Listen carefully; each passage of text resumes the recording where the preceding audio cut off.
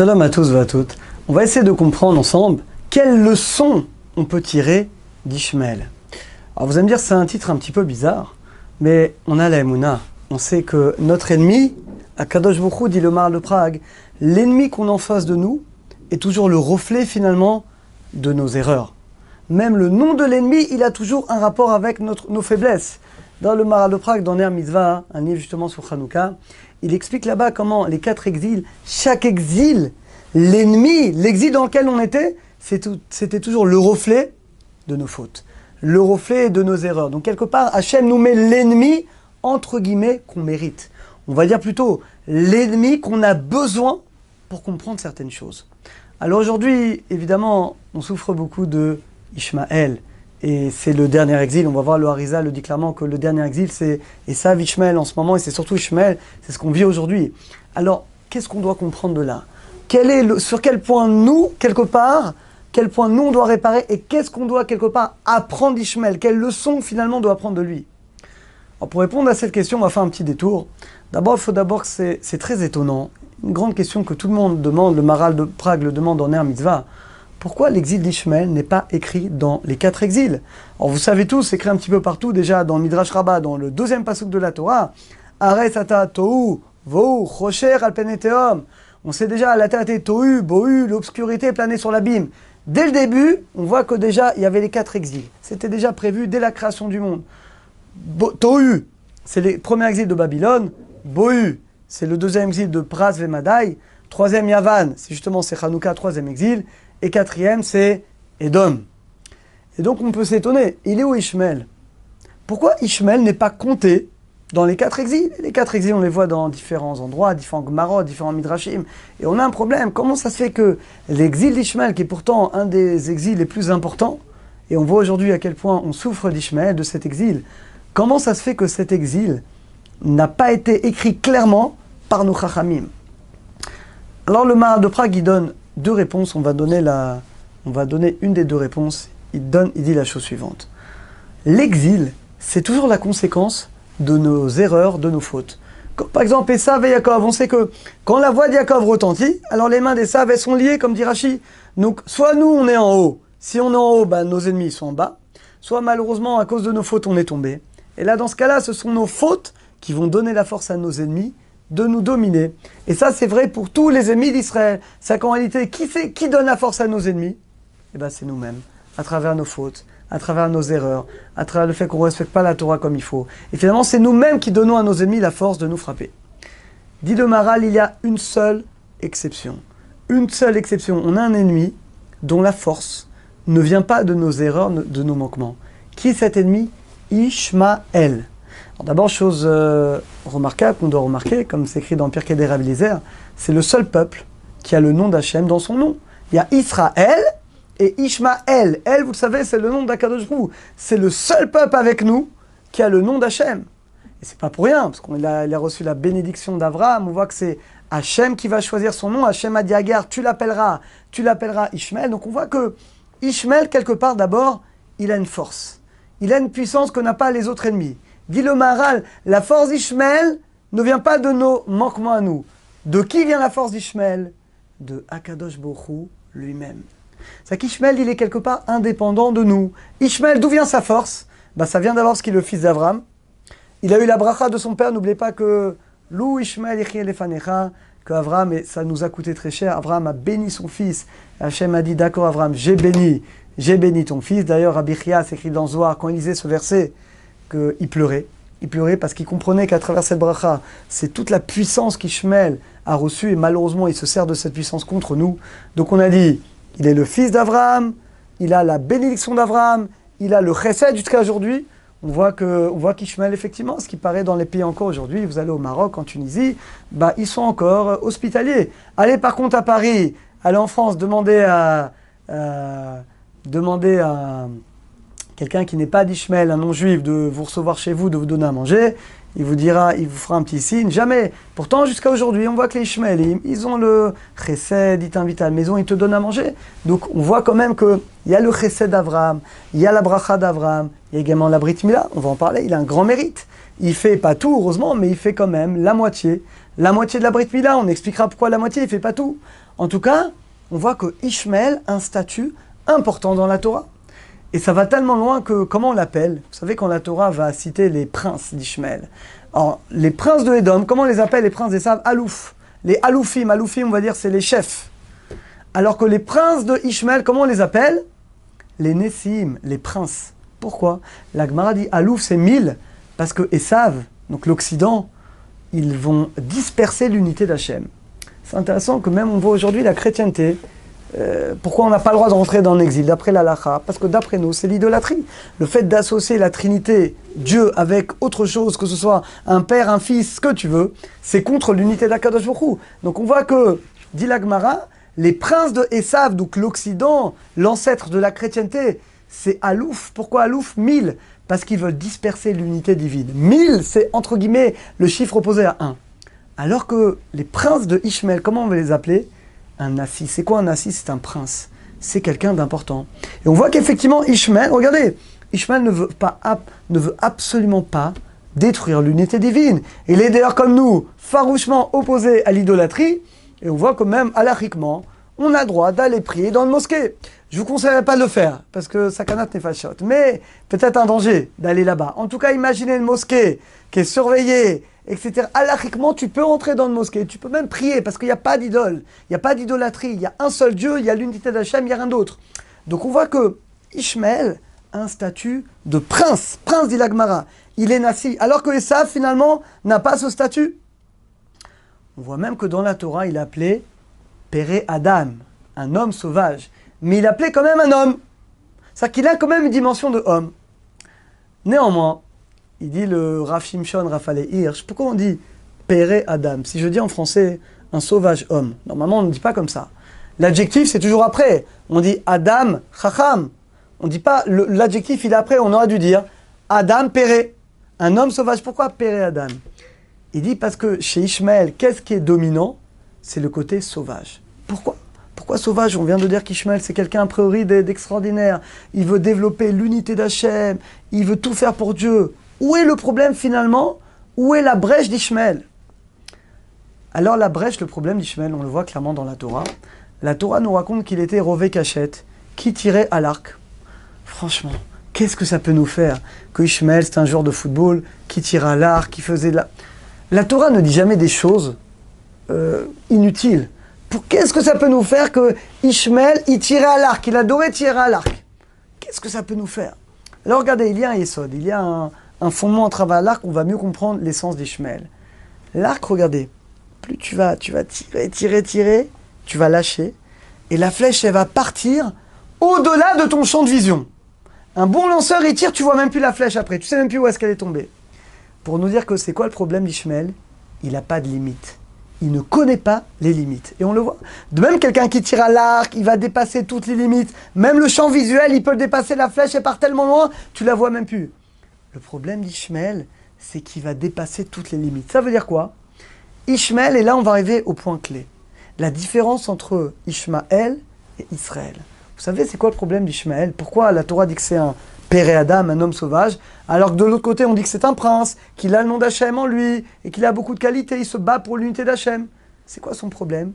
Il n'est pas capable de brider ses instincts. Ishmaël, c'est quelqu'un qui a des désirs, il a des envies. Il va les faire. Et il va dire, ce que je fais maintenant, qui, même d'après lui, c'est interdit, parce que le Coran également interdit de voler, de tuer, etc. Mais ce que je fais maintenant, je le fais pour Dieu. Où c'est écrit ça? Regardez, c'est un Rashi Mefourage. Écoutez ce Rashi. Rashi dit, pourquoi Abraham, quand il a invité les 3 anges, au début il ne sait pas que ce sont des anges, il voit 3 bédouins dans le désert, 3 arabes, dit Rashi, il les invite chez lui, et il leur demande de se laver les pieds. Pourquoi, dit Rashi? Parce qu'il pensait, peut-être ce sont des idolâtres, et il ne voulait pas rentrer d'idolâtrer chez lui. Bon, quel rapport? Et dit Rashi que ces idolâtres-là, qu'est-ce qu'ils font? Aravim chez Mishtachavim lavak raglehem. Il avait peur que ce soit des Arabes qui se prosternent devant la poussière de leurs pieds. Alors, je ne sais pas si vous avez déjà vu quelqu'un se prosterner devant la poussière de ses pieds, ça n'existe pas. On se prosterne devant un idole, devant le soleil, ce que tu veux. Ça ne veut rien dire de se prosterner devant la poussière de ses pieds. Alors, en fait, il faut comprendre Rashi comme ça. C'est quoi la poussière des pieds? C'est la matérialité. Un homme, pour la poussière des pieds, c'est que là où il est, c'est ses ta'avot, c'est ses envies, c'est ses désirs, c'est sa matérialité. Rachi nous dit, les Arabes, ils se prosternent devant la poussière de leurs pieds.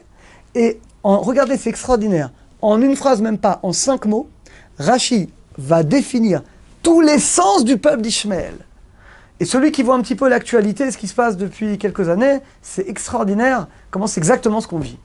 Dit Rachi, les Arabes se prosternent devant la poussière de leurs pieds. Traduction, l'Arabe est quelqu'un qui va se soumettre, se prosterner à ses envies, à ses désirs. Il n'est pas capable de se dominer. Il n'est pas capable, finalement, d'annuler sa volonté devant la volonté d'Hachem. Donc regardez, il va se prosterner, il va faire toute la vérote, toutes les choses interdites, mais il va dire, je le fais, parce que c'est Dieu qui me l'a demandé. Et là, on arrive au bluff. On arrive au bluff d'Ishmaël, et on arrive au point clé de la différence de l'Emouna entre nous, le peuple d'Israël, et le peuple d'Ishmaël. D'après nous, la Torah, on a notre volonté. On sait, on a notre volonté, on a Tiotet-Sahara, et on a la volonté d'Hachem, on a la volonté de la Torah. Le travail du juif dans cette vie, c'est d'annuler. On annule notre volonté pour faire la volonté d'Hachem. J'ai envie de faire un Avera, la Torah l'interdit, je vais brider mes instincts, je vais surmonter, je vais annuler pour faire la volonté d'Hachem. Ça, c'est la vraie Mouna, c'est le fait qu'un homme est capable de s'annuler pour faire la volonté d'Hachem. Ça, c'est Israël. Chez Ishmaël, c'est pas comme ça, écoutez bien. Chez Ishmaël, c'est quoi? Je fais tout ce que j'ai envie, je tue, toutes les horreurs que eux-mêmes interdisent.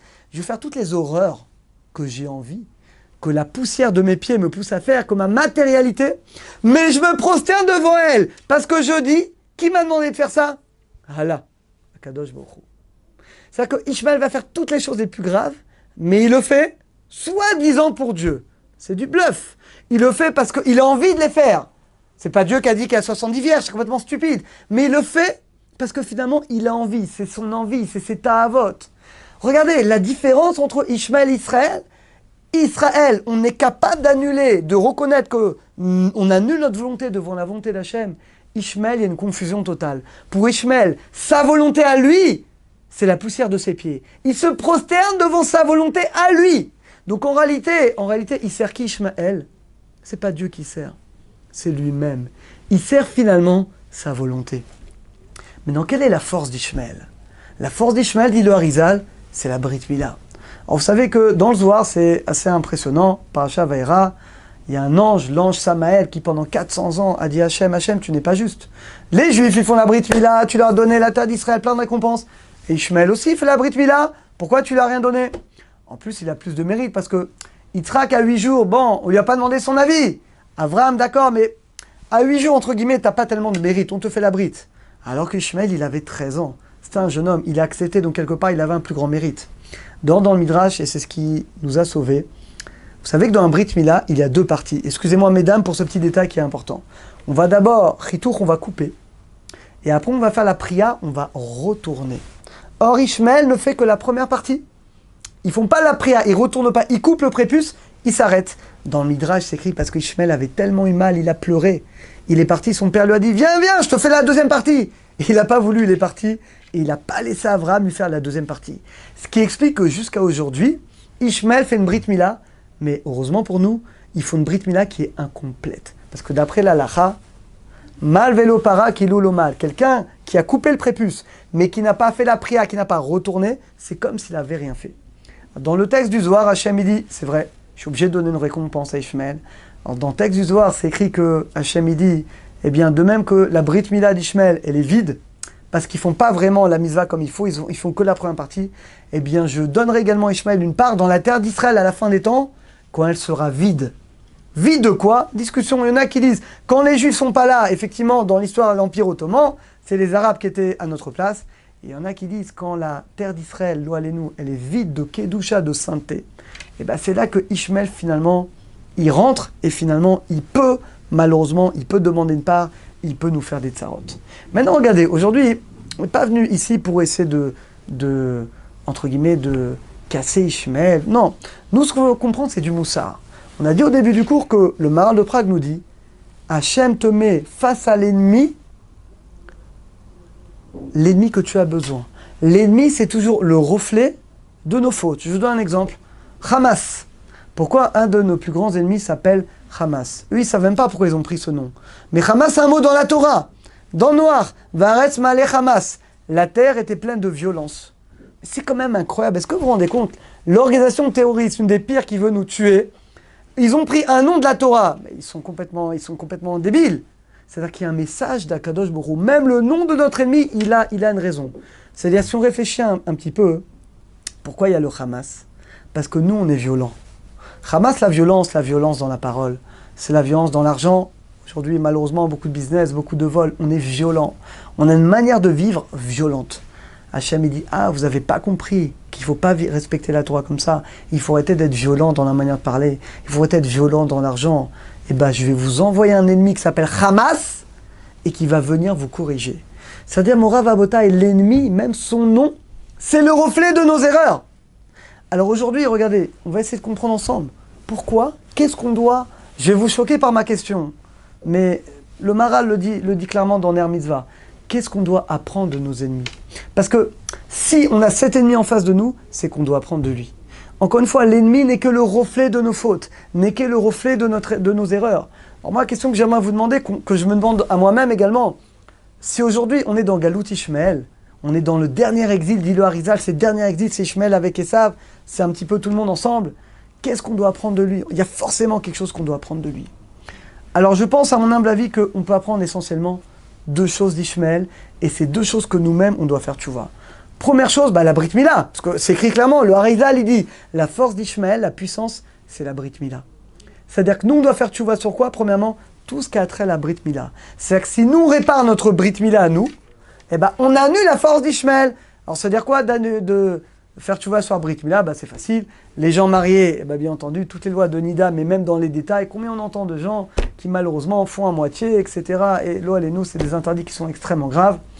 Et pour les gens qui ne sont pas encore mariés, qui se marient bientôt, il y a évidemment énormément de halachot qu'on va déduire du respect de la Brit Mila. Premièrement, si nous, on ne respecte pas la Brit Mila, et ça concerne bien entendu aussi bien les hommes que les femmes, c'est la tsniout, c'est la gdusha, si nous, on ne respecte pas la Brit Mila, on renforce. Nos fautes vont donner la force Ishmael finalement de nous faire du mal à la fin des temps. Parce qu'encore une fois, le Zohar, le Harizal nous dit, la force d'Ishmael, c'est la force c'est le mérite de la Brit Mila. Donc si nous on fait tchouva sur notre Brit Mila à nous, on annulera forcément la force d'Ishmael. Ça, c'est la première chose qu'on doit apprendre d'Ishmael. Deuxième chose qu'on doit apprendre d'Ishmael. Vous savez, la force d'Ishmael, c'est quoi? La Messirut Nefesh, l'esprit de sacrifice. On doit quand même se poser la question, comment quelqu'un peut être prêt à mourir pour tuer d'autres personnes? Ça, c'est incroyable. Évidemment, mais comment quelqu'un est prêt à mourir pour tuer des juifs? Vous savez, dans la Torah, le premier, est-ce que dans la Torah, d'après vous, il y a une racine à ça? Oui. Amalek. Amalek, on voit le Rashi le dire clairement, ils ont sauté dans le bain bouillant, même s'ils savaient qu'ils allaient se brûler. Donc Rashi nous dit, Amalek, ils nous ont attaqués, ils savaient qu'ils allaient perdre la guerre, mais ils étaient prêts à mourir juste pour montrer que le peuple juif, on peut l'attaquer, il n'est pas invincible. Donc on voit dans Amalek cette notion d'être prêt à mourir juste pour faire du mal. Ça va très très loin. Alors évidemment que là, c'est le sacrifice dans le mal. Mais pourquoi Hachem nous met face à des gens qui sont prêts à tout sacrifier? Vous savez pourquoi? Peut-être qu'Hachem veut que nous, on apprenne à notre niveau également la Messirut Nefesh, l'esprit de sacrifice. Ça veut dire notre problème aujourd'hui, c'est qu'on n'est pas capable de se sacrifier. Vous allez me dire, mais ça veut dire quoi sacrifier? Chaz v'shalom, on ne parle pas Chaz v'shalom de se tuer. Se sacrifier pour la Torah. Je vais vous donner un exemple. Il dit le Shla Kadosh, quelqu'un le matin, il se lève tôt le matin, il prie Betsibour. Il dit c'est comme la Kedat Yitrak. C'est comme si tu fais le sacrifice d'Yitrak. C'est que toi, le matin, tu vas te lever tôt, tu vas prier Betsibour, tu vas étudier le matin 1 heure la Torah, aller d'avant au travail, etc. En faisant ça, tu te sacrifies pour la Torah, pour Akadosh Baruch Hu. Et les femmes qui nous regardent, voilà, elles vont se sacrifier, la tsniout, elles ont envie de s'habiller comme ce qu'elles voient. Non, elles vont s'habiller bien, etc. Donc, en fait, c'est quoi? C'est l'effort. Ce qui nous manque peut-être aujourd'hui, on a beaucoup de mal à se sacrifier pour la Torah, à faire des efforts, à prendre sur nous. De qui on peut apprendre la Messirut Nefesh? C'est sûr que c'est à l'extrême, c'est dans le mal, mais peut-être on doit apprendre de lui. De qui on peut apprendre ça? Ishmael. Ishmael est quelqu'un qui est prêt à donner sa propre vie, bien sûr pour faire des fautes, pour Akadosh Baruch Hu. Même si, comme on a expliqué, c'est tordu, parce qu'au fond, il le fait pour réaliser uniquement son désir tordu d'être dans son monde futur avec les 70 vierges, dans son lababa, qui est fait d'immoralité. Donc, évidemment que c'est tordu. Mais peut-être que nous, pourquoi Hachem met cet ennemi? Parce que peut-être que Hachem, qu'est-ce qu'il attend de nous? Également qu'on se sacrifie pour la Torah. Sacrifie du temps pour l'étude de la Torah, sacrifie du temps pour prier Béminyan, sacrifie des énergies pour t'habiller Tzniout, etc., etc., etc. Eh bien, Mora Vabotai, peut-être que les leçons qu'on doit tirer aujourd'hui, on est confronté à Ishmaël, et dans le monde entier, regardez ce qu'ils font, ils sont prêts à faire des choses incroyables, juste, ils sont prêts à mourir pour tuer le maximum de personnes. Pourquoi Hachem nous met dans cette épreuve aujourd'hui? Alors, peut-être, c'est sûr. Qu'est-ce qu'on doit prendre nous de là? On doit apprendre deux choses essentielles. D'abord, on a dit, on doit réparer tout ce qui concerne la Brit Mila, tout ce qui concerne l'immoralité de la Tzniout. Quand je fais ça, j'enlève la force d'Ishmaël. Et deuxièmement, je dois apprendre de Ishmaël la Messirut Nefesh, la force de se sacrifier. Si nous, on est capable de prendre un petit peu cet exemple, mais pas Chazé Shalom dans les fautes, mais dans les mitzvot, comme encore une fois, sacrifie-toi pour l'étude de la Torah. Sacrifie du temps pour Hachem, pour la Tfila, pour Etelim, ce que tu veux, pour la Tzedaka. Aide, tu te sacrifies pour la Torah, pour la Tzniout. Si toi, tu te sacrifies, peut-être c'est ça qu'on doit apprendre d'Ishmaël. Alors, Bezat Hachem, qu'on ait le mérite. Chacun, donc, qu'on ait tous le mérite de faire tchouva, de réparer la Brit Mila, de nous-mêmes également se sacrifier pour la Torah. Et grâce à ça, eh ben, on méritera que ça annule totalement la force d'Ishmaël et on méritera que la vraie Emouna, notre Emouna de la Torah, se dévoile au monde entier et on méritera B'ezrat Hashem la Géoula, B'mera, B'amenu, Amen, Amen.